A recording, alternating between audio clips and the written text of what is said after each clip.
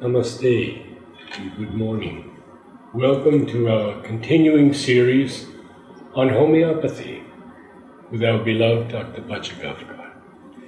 We were back speaking of women now and polycystic ovarian syndrome. Yes. It might be a very good subject. See, even cysts are very common. It's very interesting to note how the cysts are formed.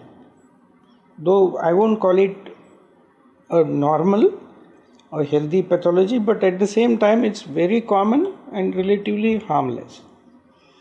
See, each month, either of the ovaries start getting one ovum matured in the Graafian follicle, and once the ovum is matured, the Graafian follicle ruptures and releases the ovum.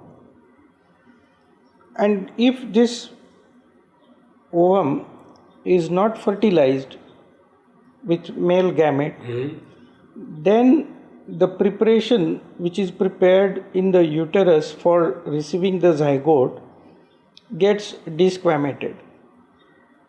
This exactly happens after 14 days of releasing of ovum, or what ovulation we call it. So this is a normal menstrual physiology, that every month, almost every month, there would be one ovum which will be released by rupture of Graafian follicle, and then there would be a desquamation in the form of menstrual bleeding. Sometimes what happens, even if the ovum grows in the ovary, the Graafian follicle fails to rupture. The ovum is not released, and it remains there in the form of cysts. And our menstrual system in general gets confused. So uterus, which has prepared itself for receiving the fertilized zygote, cannot wait eternally for this. So that preparation is desquamated again in the form of menstruation, which can be treated as anovulatory cycle, because that ovum is not released. So even if generally when ovum is released after 14 days, the menstrual cycle comes. But here in such cases where the ovum fails to get released, it remains in the form of cyst, so there would be anovulatory menstrual cycle. So first symptom comes is irregular menstrual cycles. This is the first symptom of ovarian cyst. This can happen because of anything, especially the stress.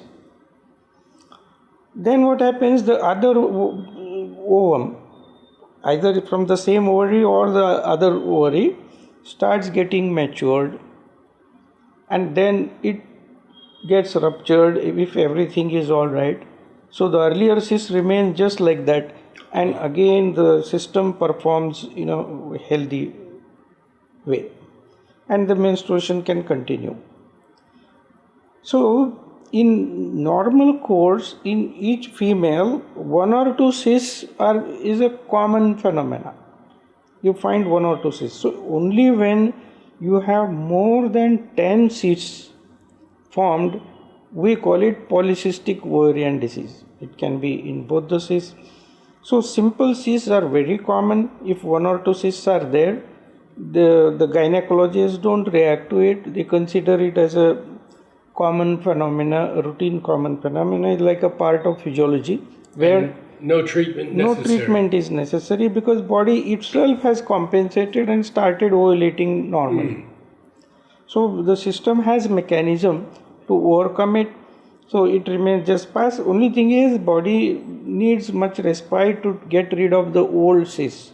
So body doesn't react to old cysts, whereas at present the generative system performs perfectly in a healthy fashion.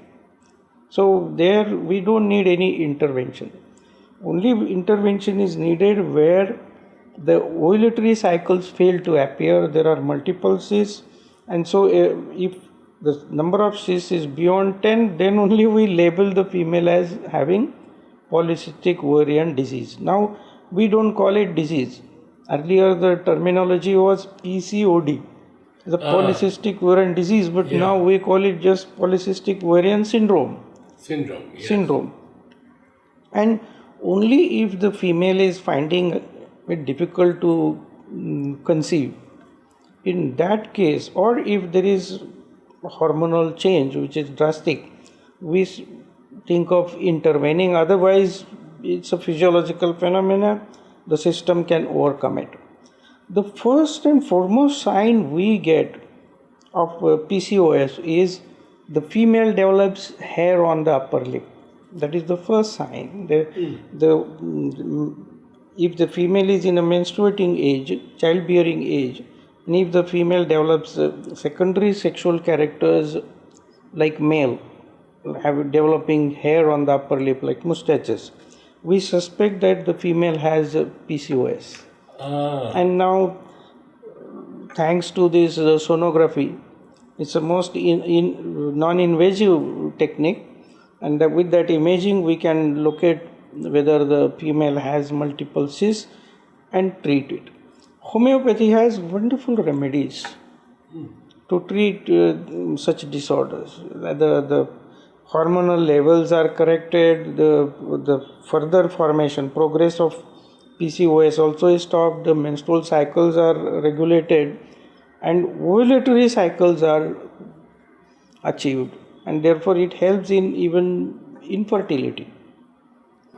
So even if one has 8 cysts, it would not be considered dangerous? Not at all. See, we have cases where it's a very funny case. Like one female was referred to me for infertility. She was not conceiving even for 8 years after marriage, and with all other regular, counseling and all. When we started treating on the basis of totality, she conceived. But the cysts were there, the multiple, they were beyond 10. It was a declared case of polycystic ovarian cyst. And cysts were there and she did conceive. Then we referred her for antenatal checkup to the regular gynec hospital.